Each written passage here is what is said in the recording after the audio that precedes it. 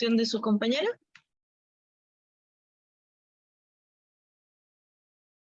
¿A alguien más le di la palabra? Maya, creo que fue. Cuénteme, Maya. Según lo que usted estudió, ¿cuánto es el valor bajo de sodio? ¿Cómo se llama? ¿Cuándo es hiponatremia? ¿Méndez? Recuerdo que había dicho usted que si era menor de 35 iba a ser hiponatremia y lo que decía mi compañera que si era mayor de 145 iba a ser hipernatremia. Correcto. ¿Y lo que comentó su otra compañera? Vamos a ver. Ah, solo su compañera ha leído el material. Es que están varios grados, no solo va a ser hiponatremia, sí, que sí, sino de que van a ver hiponatremia, que ahí les menciona que es aguda, que es donde ella comentó Isabel Calderón, pero es que casi no se ve el apellido. Entonces, que sí, debajo de ese valor es considerado agudo. Muy bien, excelente, los felicito porque veo que están estudiando. Entonces, si el sodio, sabemos que nosotros dentro de su fisiopatología se absorbe con facilidad a lo largo del tracto gastrointestinal. Entonces, ¿por qué se puede dar una deficiencia de sodio, una alteración en este electrolito? Vamos a ver si alguien lo ha leído.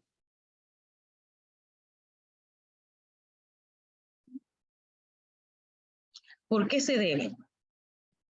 ¿Qué está pasando en ese proceso? Vamos a ver, Hernández. Porque puede estar mucho sodio o viceversa, puede haber muy poco.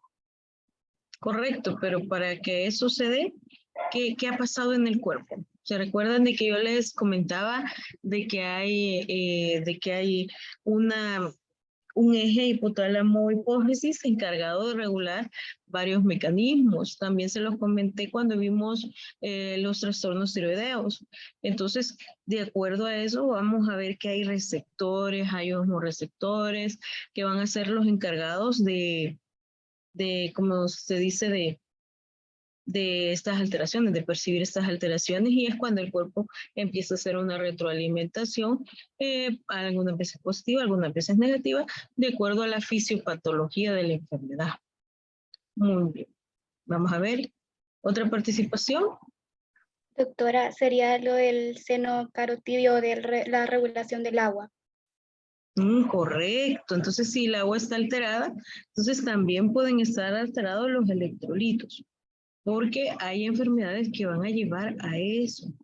Entonces, ¿como cuáles enfermedades? Vamos a ver cuál leyeron.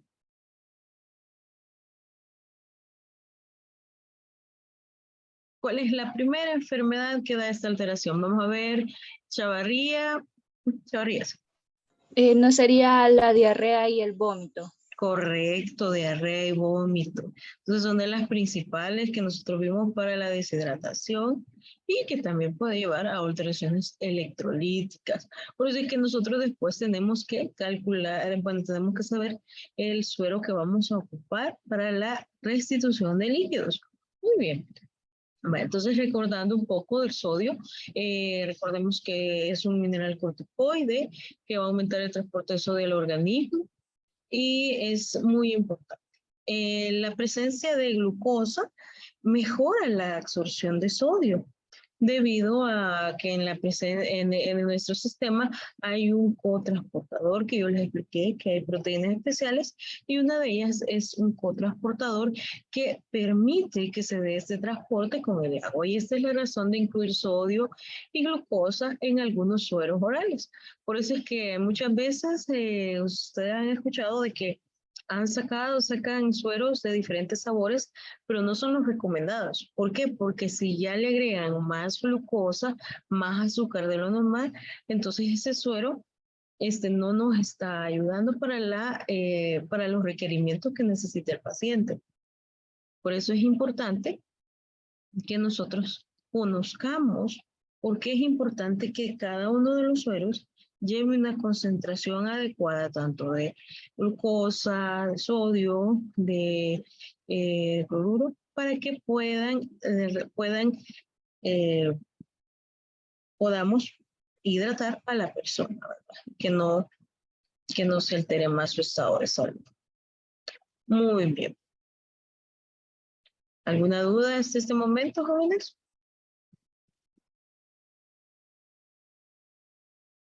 Entonces aquí se recuerdan que aquí les estaba explicando los transportadores, que son proteínas especializadas encargadas de que se dé todos estos transportes, tanto de sodio glucosa, por eso es importante, porque todo el tracto gastrointestinal, y el de sodio potasio, les comentaba también, sodio aminoácidos, y el de bicarbonato cloruro. Entonces, cuando tenemos las concentraciones plasmáticas de sodio, que se pueden reducir más de unos 1000 equivalentes, o sea, aquí estamos hablando de 1000 equivalentes. Recordemos que otra unidad de medida son los miligramos por decilitro, que ya cambia el valor. Entonces, ténganlo en cuenta porque a veces en pequeños detalles en las unidades se pueden salir mal. Entonces, vamos a saber cuándo es una hiponatremia y cuándo es una hipernatremia. Esto va a depender, ¿por qué? Porque en los exámenes nos permite ver las concentraciones plasmáticas tanto de sodio, de potasio, de cloro, de calcio, muy importante. Entonces, ¿cuáles van a ser esas causas de hiponatremia? Vamos a recordar un poco. ¿Por qué se va a dar? Pérdida de cloruro de sodio en líquido extracelular o una adición de un exceso de agua líquido extracelular. ¿Por qué se va a estar dando esto? Porque a veces por una hiponatremia de hidratación, que se puede acompañar de una reducción del volumen de líquido extracelular. Entonces, y por eso yo les comentaba cuál era la causa de hiponatremia debido a la pérdida de cloruro de sodio. Y ustedes me lo contestaron muy bien. Diarrea y los vómitos. Puede ser pregunta de examen. Entonces, las causas de hiponatremia o exceso de agua, pérdida de sodio, el consumo excesivo de diuréticos también. Hay que tener en cuenta los pacientes que sufren de enfermedad renal crónica, tienen una dieta especial diferente a lo que un paciente normal, porque recordemos que la nefrona es la que está alterada. Entonces, ¿cuál va a ser qué vamos a hacer en ese caso? Pues vamos a calcular cuánto esta persona tiene que tomar de agua, cuánto tiene que consumir de sodio, ¿sí?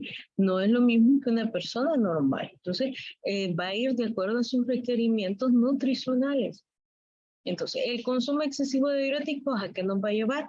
A que no va a poder el riñón tener la capacidad de inhibir esa conservación de sodio. Y otros, ¿qué va a pasar? Pues como consecuencia, puede alterar más el estado de salud a otro tipo de nefropatías que pueden cursar con pérdida de sodio y que pueden provocar también grados moderados de hiponatremia. Una enfermedad que les comentaba era la enfermedad de Addison, en la cual una menor secreción de hormona aldosterona reduce la capacidad de los riñones de reabsorber el sodio y provoca un grado modesto de hiponatremia. Entonces, por si se les pregunta una enfermedad, cuando tenemos hiponatremia, sabemos en esta parte se va a estar dando una retención excesiva de agua y se va a diluir el sodio en el líquido extracelular. A este estado le vamos a llamar hiponatremia sobrehidratada. Entonces, vamos a tener un ejemplo por qué se puede dar en una enfermedad, cuál es la consecuencia que va a dar, que va a haber una secreción excesiva de hormona antidiurética. ¿En dónde? En el túbulo renal, donde se está dando la reabsorción de agua. Y eso va a provocar una hiponatremia y una sobrehidratación en el paciente. Entonces, a eso nos referimos con la fisiopatología. Acordémonos que siempre hay una etiología, una causa, que al final nosotros lo que vemos es la expresión de esa causa, la sintomatología, cómo lo va a presentar el paciente. Entonces ahí es donde nosotros empezamos a analizar los casos. Entonces, como les comenté, o sea, me tenían que haber leído este cuadro de causas de hiponatremia. Entonces, si yo les pregunto una hiponatremia hipervolémica, ¿cuál enfermedad puede causar? Esta es la causa. Esto es lo que provoca, lo que inicia la fisiopatología. Una hiponatremia hiperbólica. Vamos a ver quién me dice por lo menos 2 enfermedades que pueden provocar una hiponatremia hipervolémica. Vamos a ver.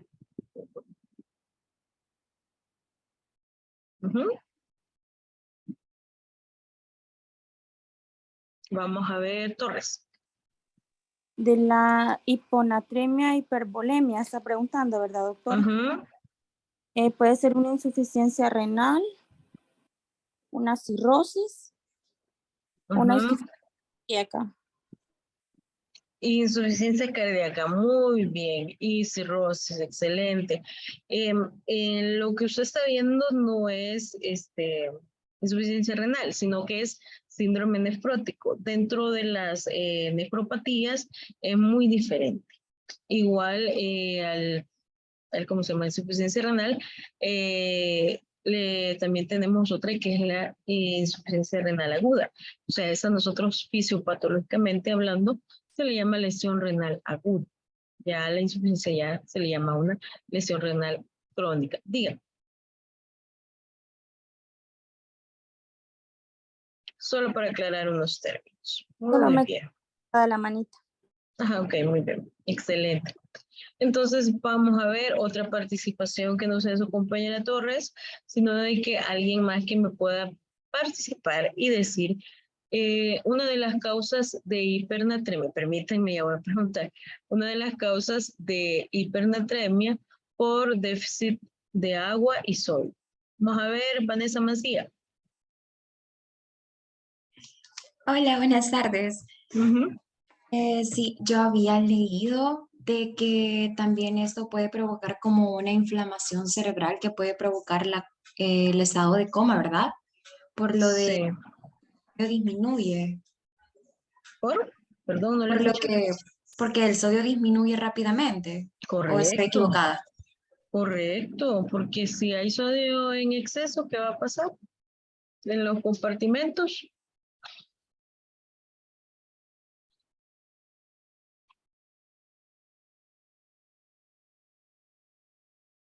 Vamos a ver quién contesta.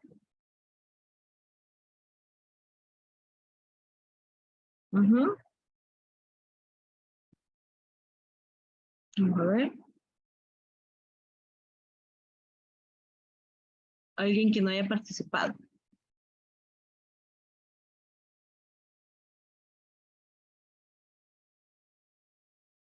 Recordemos que el sodio también tiene una relación con el agua. Entonces es muy importante que estén sus niveles, sus valores normales, para que el agua también se mantenga en un valor normal. Entonces, ¿qué va a pasar si hay un exceso de sodio? ¿Cómo va a estar el agua normalmente en las células, en los espacios?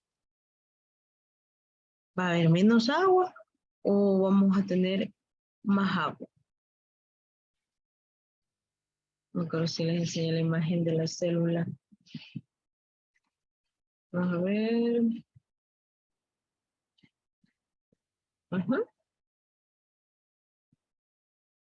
Les comenté. Y cuando hay que el agua va de mayor a menor concentración. Entonces, ¿cómo lo vamos a tener en ese compartimento? Va a haber menos agua. Correcto. Entonces, por eso es que comentaba de que puede alterar los estados de conciencia si no lo detectamos a tiempo. Si lo detectamos a tiempo y le damos el tratamiento de requerimiento, entonces sí, ya vamos a poder sacar a la persona de ese estado y evitar que pueda tener alteraciones a nivel cerebral. Y no solo en eso, sino que también a nivel de corazón, a nivel cardíaco. Vamos a ver quién leyó eso. ¿Qué va a pasar? Podemos que todo en potasio. Potasio me acuerdo que les enseñé un poco de las alteraciones cardíacas que se pueden dar. Vamos a ver, ¿qué recuerdan? Está también en el material que les compartí, que era parte de resumen. Me suena mucho. Bueno, entonces, ¿cuál era de las causas de hipernatremia con déficit de agua y sodio? La primera, ya lo dijeron. Diarrea. Levántenme la mano, por favor. Muy bien. Sacaray. Era la diarrea y también el vómito. Muy bien, excelente. Algunas manifestaciones de pérdidas cutáneas cuando estamos frente a pacientes que han sufrido quemaduras o alguna sudoración excesiva. Muy bien. Vamos a ver el otro. Entonces, cuando ya hablamos de potasio, hablamos de niveles que cuando se da el intercambio, recordemos que se tiene una bomba bastante activa, la bomba sodio-potasio TPasa, y además de eso, recordando que es el catión intracelular principal y que en los trastornos de equilibrio el potasio se debe de tomar en cuenta en los cambios de intercambio en las reservas, tanto intra como extracelular de este ion. Entonces, el potasio extracelular va a constituir aproximadamente el menos del 2% del contenido corporal total de potasio. Muy importante. Entonces, frente a eso vamos a tener tanto la insulina, los agonistas adrenérgicos beta 2 y la alcalosis van a fomentar la captación por la célula de potasio. ¿Y eso en qué lo vamos a ver traducido?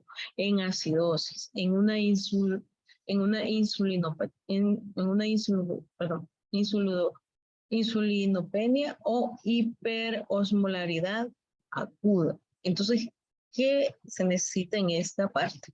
¿Cómo vamos a nosotros dar un requerimiento adecuado?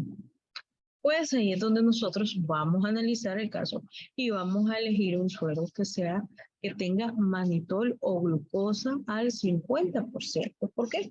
Porque esto nos va a ayudar en la fisiología de este ion a fomentar la salida o reducir aún la captación de potasio. Entonces, y porque si nosotros no corregimos eso en su debido tiempo, ¿cuál es la complicación que vamos a tener? Una necrosis tisular. Entonces, y la liberación de consecuencia de va a haber de potasio, va a desencadenar una hiperpotasemia intensa y sobre todo en presencia de lesión renal aguda. Eso no es insuficiencia renal, eso es reversible la lesión renal aguda. Nosotros podemos ayudar al paciente. En cambio, en la hiperpotasemia debido a rhabdomiólisis es muy frecuente por las enormes reservas de potasio que se encuentran en ese momento en el músculo. Entonces, la hiperpotasemia también puede ser prominente en el síndrome de lisis tumoral. Acordémonos de que tiene que haber algo que cause tanto hiperpotasemia como hipopotasemia, como la vimos en las alteraciones de sodio, ahora las estamos viendo con las alteraciones de potasio. Va a haber una hipopotasemia en donde la concentración de potasio puede ser menor de 2.5 milimoles por litro, y cuando esta hipopotasemia es sostenida, puede traducirse en una hipertensión, en formaciones de quistes renales, e incluso aquí sí, una insuficiencia renal. Entonces, van a haber causas de hiponatremia cuando se da una pérdida extrarrenal.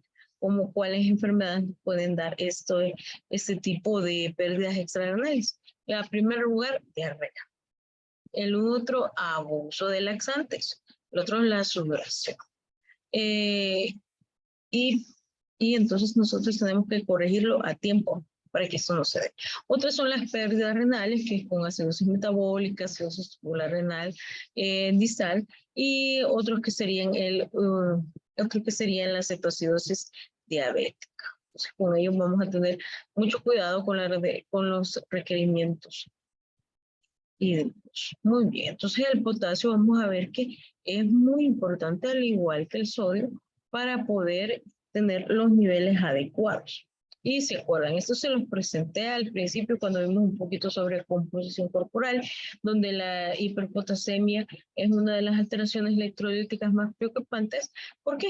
porque puede inducir arritmias mortales. Entonces, normalmente, ese es un electrocardiograma. Entonces, en este electrocardiograma vemos de que aquí la función eléctrica del corazón se está dando normalmente. Pero ¿qué va a pasar? Si nosotros empezamos a tener una cantidad de potasio elevada dentro de las células y entonces es captada, entonces vamos a empezar a notar una hiperpotasemia leve.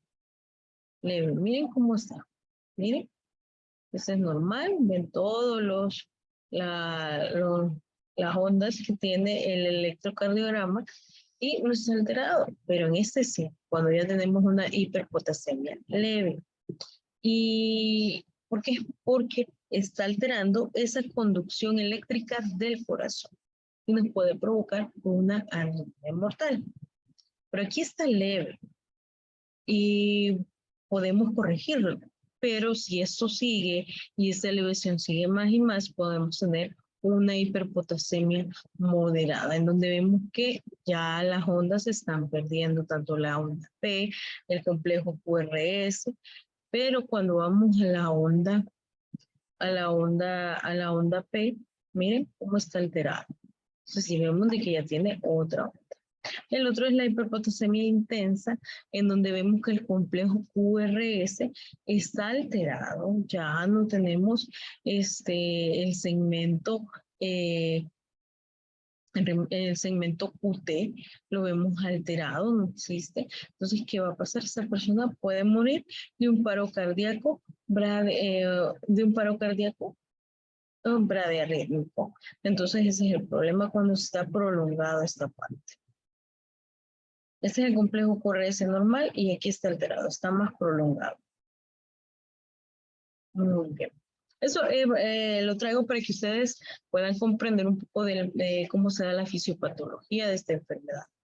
Pero de traducir el electrocardiograma nos encargamos nosotros. Ustedes tienen que saber cómo se da el proceso y por qué es importante de tener estas concentraciones altas de potasio. Entonces, vamos a ver que hay un aumento de aporte, tanto intravenoso, transfusiones de sangre, se puede dar. Y también cuando hay un desplazamiento transcelular, porque se puede dar por acidosis, por algonólisis, síndrome de lisis tumular, necrosis, intoxicaciones digitálicas, intoxicaciones por flúor, ejercicio excesivo, una hiperosmolaridad, un déficit de insulina, y eso nos puede llevar a una alteración de ese tipo. Miren, y se acuerdan que les comenté de este algoritmo que ustedes lo tenían que repasar en su casa.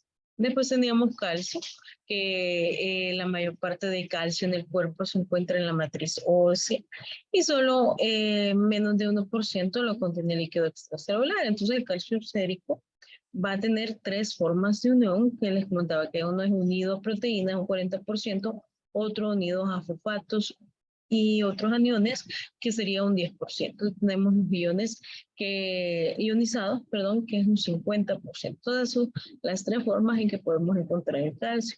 La última fracción que ustedes pueden encontrar es la ionizada, que determina la estabilidad tanto neuromuscular y es susceptible de valores directamente a esos cambios. ¿Por qué? Porque si hay un calcio ionizado alterado, ¿qué le va a pasar a la persona? Pues si vemos que está relacionado con la estabilidad neuromuscular, se va a alterar. Y por eso es importante que nosotros conozcamos las concentraciones séricas total de calcio, para considerar también que eso está relacionado con la concentración de albúmina, que es una proteína, es una gran proteína en nuestro cuerpo que se va a encargar del transporte. Además, tenemos que ajustar el calcio sérico total reducido de 0.8 miligramos por ml y por cada 1 gramo por 100 ml de disminución de albúmina. Eso es importante que ustedes lo tomen en cuenta. A diferencia de otros cambios que se van a dar con la albúmina, se pueden dar modificaciones del pH. Y esto va a afectar la concentración de calcio ionizado. Entonces, ¿qué va a pasar? Si la acidosis disminuye de la unión de la proteína y se da una fracción ionizada de calcio, el consumo diario de calcio es de 1 a 3 gramos día. Entonces, la mayor parte se excreta por vía intestinal y por excreción urinaria, que es relativamente muy baja. Entonces, ¿qué va a pasar si este calcio se encuentra alto? Entonces, cuando hay un límite mayor de lo normal, o sea, mayor de 8.5 a 10.5 mil equivalentes por litro, o un incremento del calcio ionizado arriba de 4.2 a 4.8 miligramos por 100 ml, entonces se puede dar esta hipercalcemia. Y cuando nosotros hablamos de hiperparotiroidismo primario, es cuando en un paciente van a haber afecciones malignas, ya sea metástasis óseas, secreciones de proteínas relacionadas con hormonas paratiroideas. ¿Y eso en qué se ve relacionado? En personas que han tenido un cáncer de tiroides, en pacientes que están en recuperación, pacientes hospitalizados, parte de los casos con hipercalcemia sintomática también. Entonces, la gravedad se encuentra en las alteraciones neurológicas. La persona va a tener debilidad, va a presentar dolor de músculo esquelético, va a presentar disfunción renal, va a presentar síntomas gastrointestinales como cuáles náuseas, vómito, dolor en la región abdominal. Entonces, eso ya nos está diciendo que esa persona puede tener alterados sus niveles de calcio. Entonces, además de eso, se pueden presentar síntomas cardíacos como hipertensión, arritmias cardíacas, intoxicación digital, todo eso. Entonces, ¿cómo nosotros lo podemos notar también por un electrocardiograma, donde vamos a poder ver los acortamientos tanto del intervalo QT, del intervalo PR, del QRS, ensanchamiento de la onda T. Entonces, ¿por qué? Porque en esta parte, acordemos de que la parte eléctrica, el fenómeno eléctrico del corazón, se correlaciona con el fenómeno mecánico. Y cuando la onda T se encuentra ensanchada, entonces vamos a nosotros orientarnos que puede, o sospechamos en un bloqueo auriculoventricular, que puede avanzar hasta un bloqueo cardíaco completo y al final el desenlace es un paro cardíaco. Entonces, eso es con hipercalcemia.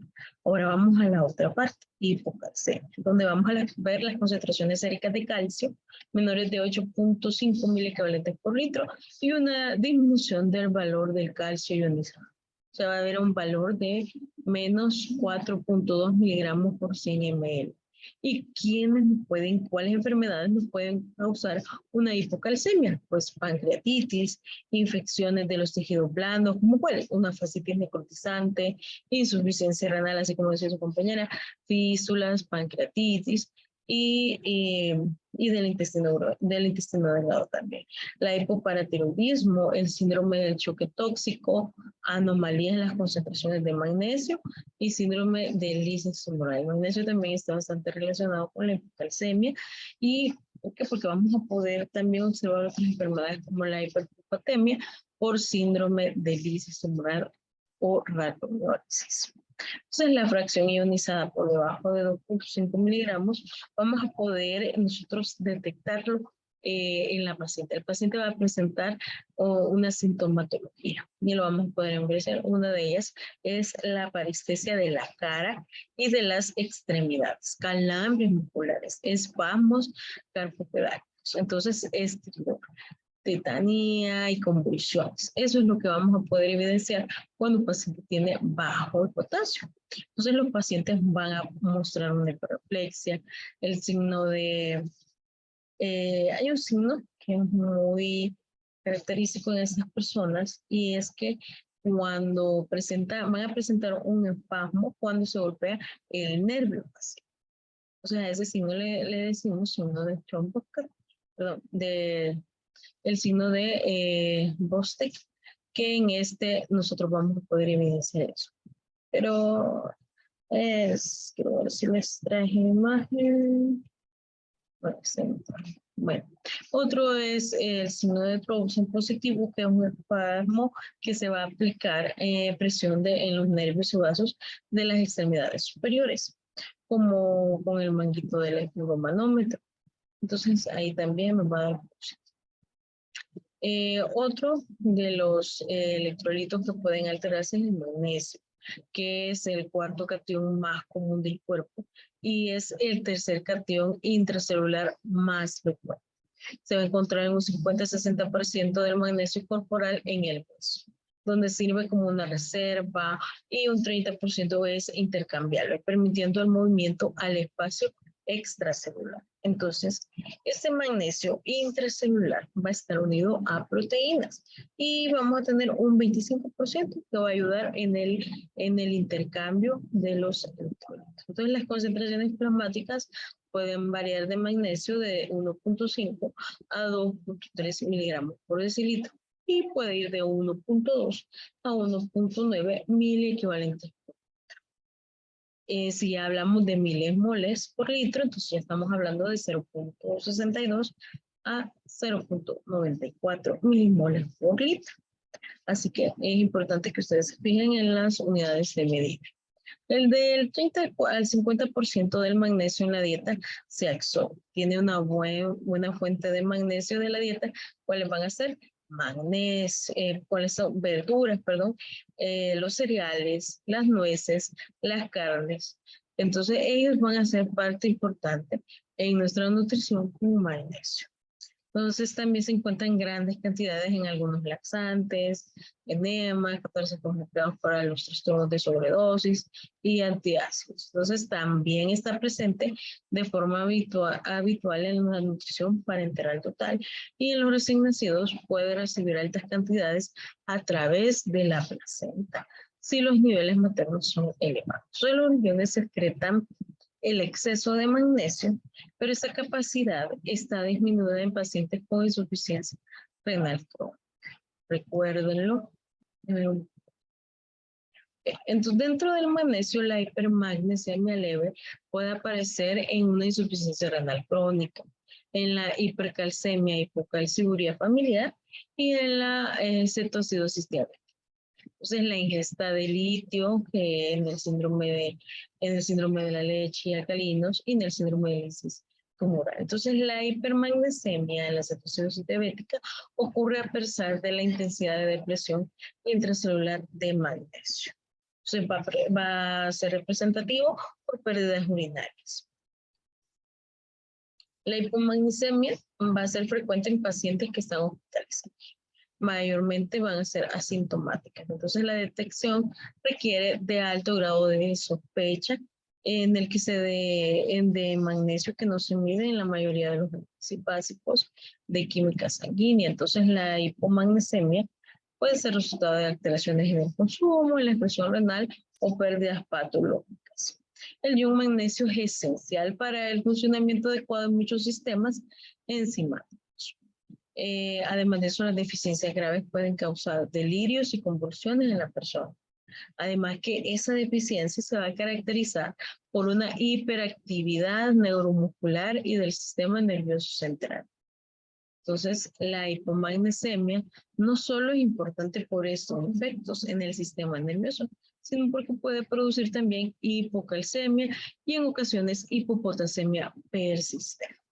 Vemos cómo cada uno de los iones se van relacionando unos con otros, algunos con uniones y otros con otros, pero siempre hay una relación. Si uno está alterado, los demás en consecuencia también pueden alterarse. Es necesario que nosotros restablezcamos esas cantidades y a veces lo podemos hacer cuando corregimos calcio, cuando corregimos potasio, porque vemos de que están relacionados. Entonces, además de eso, vamos a ver que cuando es una hipermagnesemia, va a ser secundaria a un aporte excesivo. Esto casi es infrecuente. Algunas veces lo podemos ver en recién nacidos de madres que han recibido tratamiento intravenoso con magnesio, con sulfato de magnesio, porque han presentado otra alteración durante el embarazo, que es la preeclampsia y la eclampsia. Por eso es tan importante cuidar bastante a la embarazada en su proceso de gestación, en su proceso en su embarazo, para que no se den estas alteraciones. Pero también acordémonos que hay componentes genéticos que no podemos alterar. Como les comentaba la vez pasada, dentro de los factores desencadenantes, que algunos pueden ser modificables y otros no.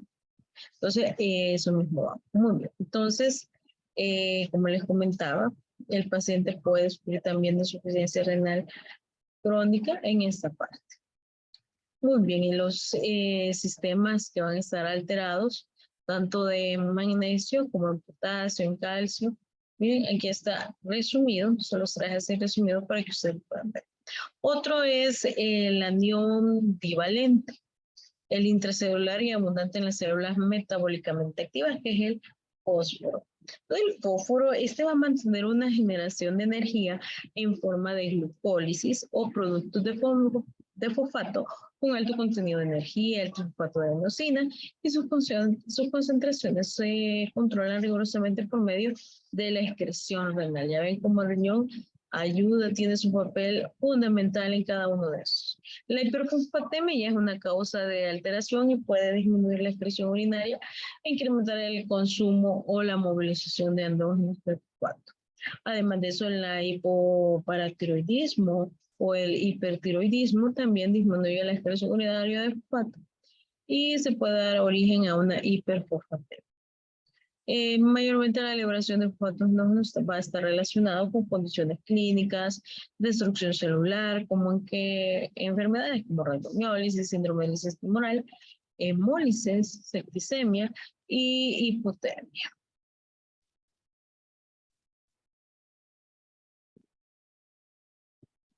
Entonces, la hipofosfatemia es una de las causas, están en la disminución del consumo de fósforo y desplazamiento intracelular de estos elementos.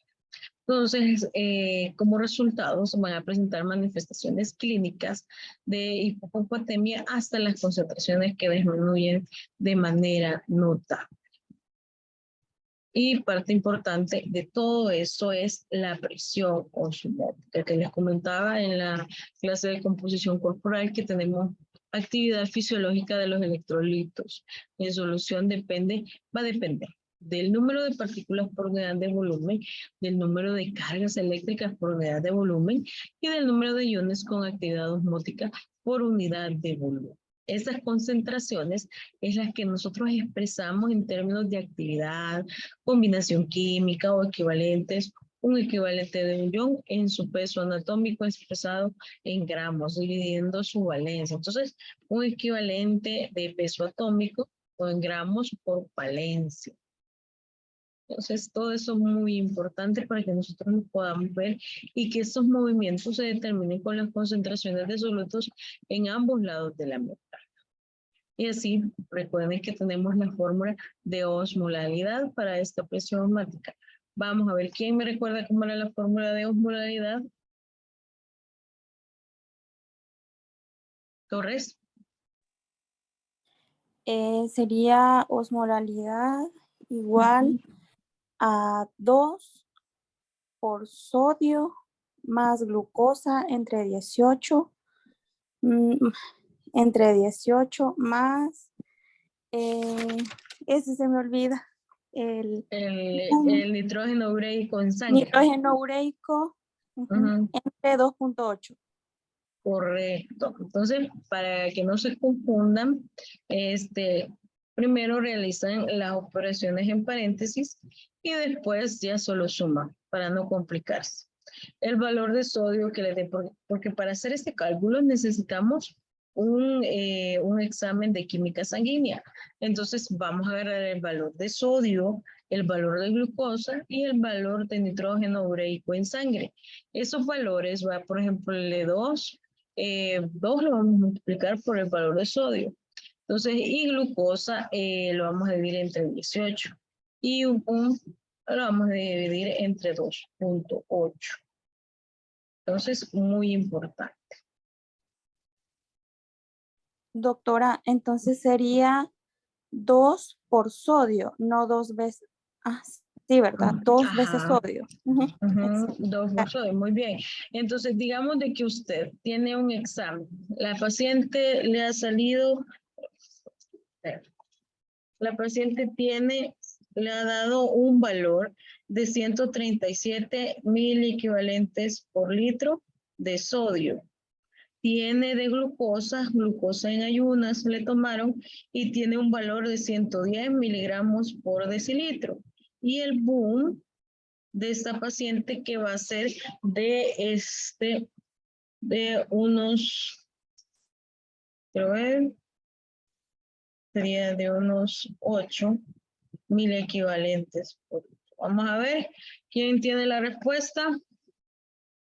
¿Cuánto sería? Vamos a ver si lo han hecho bien.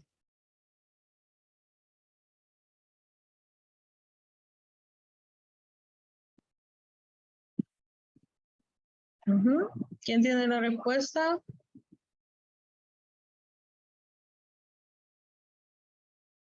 Levánteme la manito.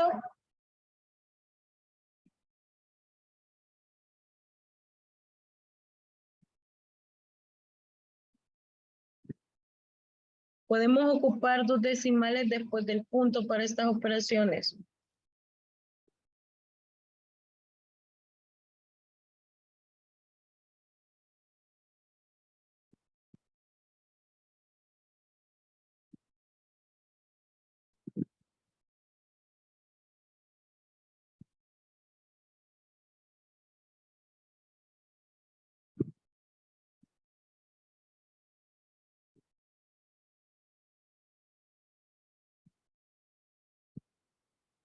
¿Quién tiene la respuesta? ¿Cuánto le dio de osmolalidad? Vamos a ver cuánto le dio, jóvenes.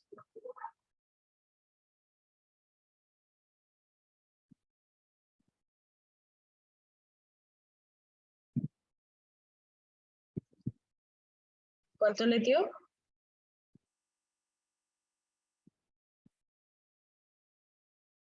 Este es un caso hipotético.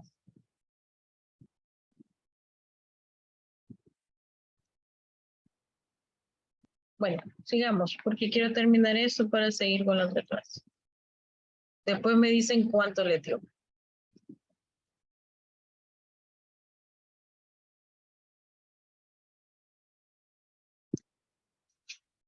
Entonces la presión, muy bien, Hernández.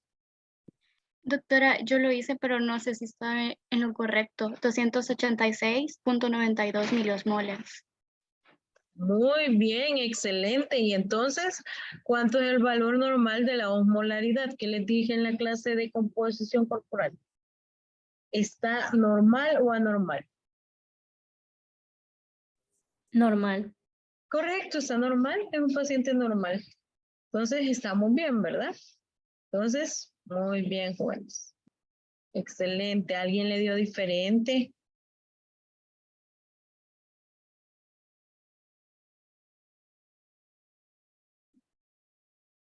Muy bien, sigamos.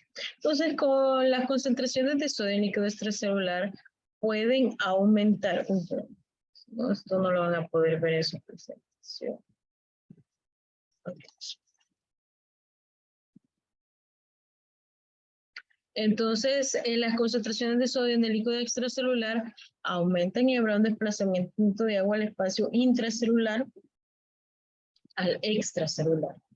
Entonces, por el contrario, si las concentraciones de sodio en el líquido extracelular disminuyen, el agua se va a desplazar del interior al interior de la célula, porque el agua va de una concentración de menor a mayor concentración. Entonces, ahí vamos viendo cómo vamos a ir relacionando cada uno de ellos. Entonces, cuando el líquido intracelular comparte las pérdidas, esto implica un cambio en la concentración de la composición de líquidos extracelulares y cambios isotónicos en el desplazamiento de volumen de agua.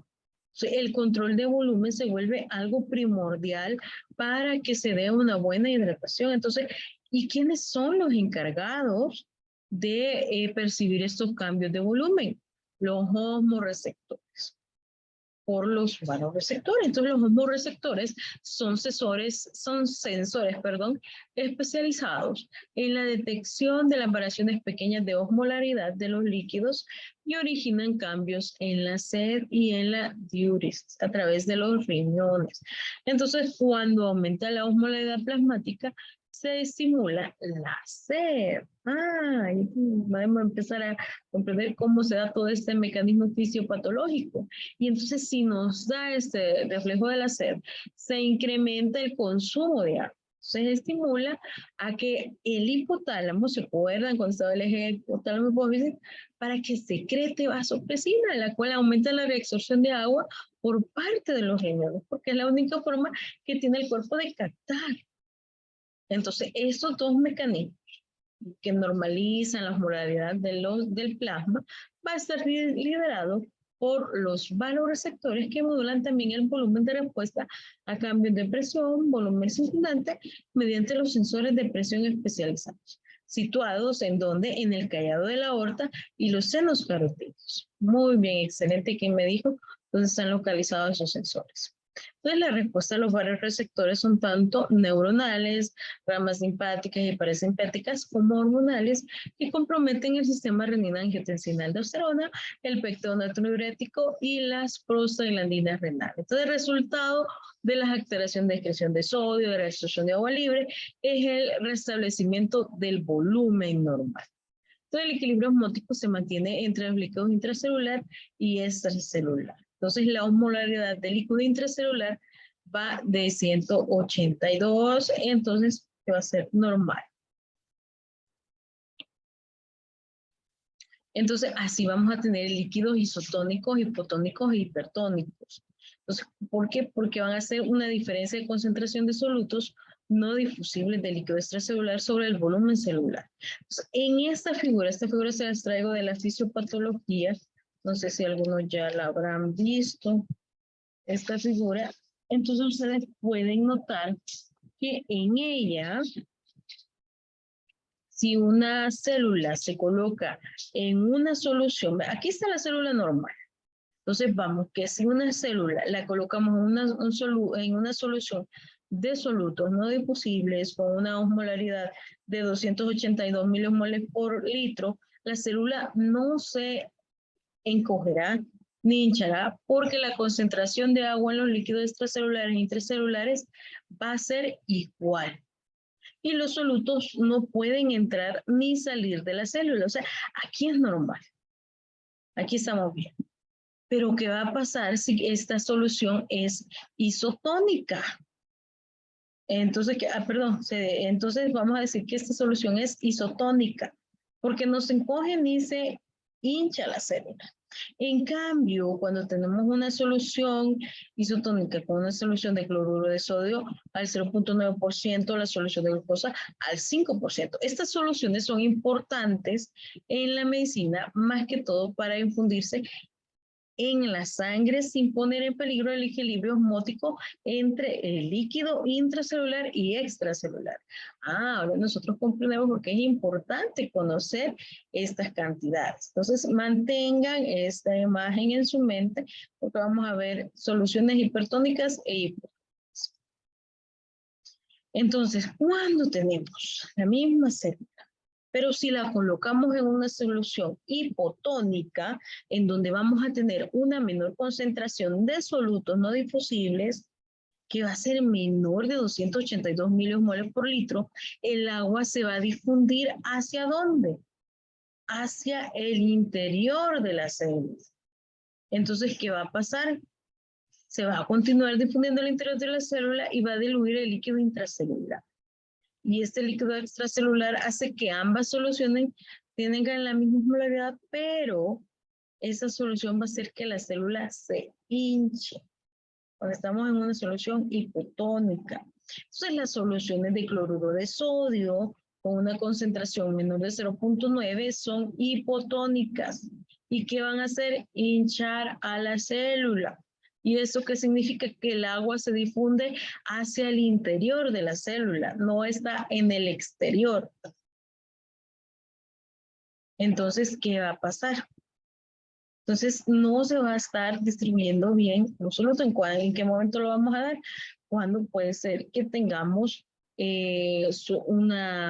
una deficiencia en los solutos, cuando haya una hipernatremia, una hiperpotasemia.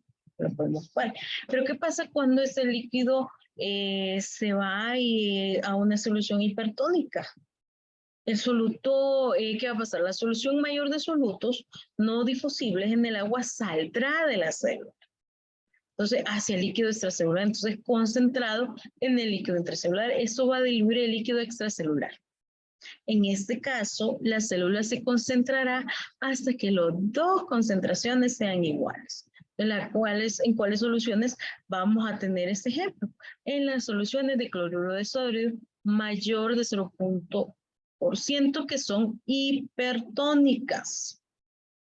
Entonces, por eso es importante reconocer cuando es isotónico, hipotónico, hipertónico, porque así se va a referir a las soluciones que provocarán cambios en el volumen celular, en la tonicidad de la solución que depende de la concentración de solutos, y algunos solutos pueden atravesar la membrana celular, que es muy importante. Entonces, las soluciones que posean una osmolaridad igual a la célula se van a llamar isostáticas. Y sin importar si el soluto puede o no atravesar la membrana celular, como lo vimos. Eso es lo normal. Pero ¿qué va a pasar cuando es hiperosmótica o hiposmótica? Esto se refiere a las soluciones donde vimos que hay osmolaridad mayor o inferior respectivo al líquido extracelular normal. Entonces, si el soluto puede o no atravesar la membrana celular. ¿Ok? Entonces, las sustancias atraviesan las membranas, como cuáles? La urea puede causar un desplazamiento transitorio de volumen líquido entre quienes el líquido extracelular y extracelular. Y eso es suficiente tiempo, las concentraciones se van a igualar en los dos compartimentos y ejercerán escaso efecto sobre el volumen intracelular en condiciones estables. Pero ¿qué va a pasar? Si este líquido nosotros vemos que al entrar al cuerpo a través del intestino, se va a ir a transportar por medio de la sangre y va a llegar a los tejidos y a completar el equilibrio osmótico. A veces, ¿cuánto tiempo va a tardar para que haya efecto en suero? 30 minutos para conseguir este efecto, para conseguir este equilibrio osmótico.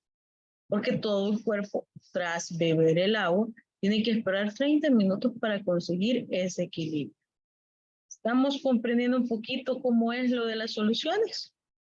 Entonces, por eso es que nosotros necesitamos tener claro cuándo son las concentraciones normales de cada uno de los electrolitos para que nosotros podamos evaluar cuál suero es el que le vamos a indicar al paciente. ¿Por qué? Porque hay bastantes, hay de líquido extracelular, hay solución de Ringer con lactato, hay cloruro de sodio al 0.9%, hay glucosa al 5% y cloruro de sodio al 0.45%, glucosa al 5% en agua y cloruro de sodio al 3%. Y por eso es que yo les he traído esta tabla donde le dice cuánto tiene de composición electrolítica cada uno de estos sueros. Igual las salinas hipertónicas, porque lo vamos a necesitar cuando necesitamos sacar líquido de la célula o cuando necesitamos entrar líquido de la célula, vamos a necesitar de estas soluciones. Y ya vimos en cuáles tipos de enfermedades se pueden dar. Entonces, muy importante, aquí hay otro que les he traído con peso molecular para que ustedes lo puedan leer. Y esto es un protocolo de restricción de electrolitos, donde ustedes van a ver cuánto es la valoración sérica de potasio, si lo tolera, igual de magnesio, de calcio y de fosfato, para que nosotros podamos tener esos valores así. Muy bien, jóvenes, hasta aquí llegamos con esta clase.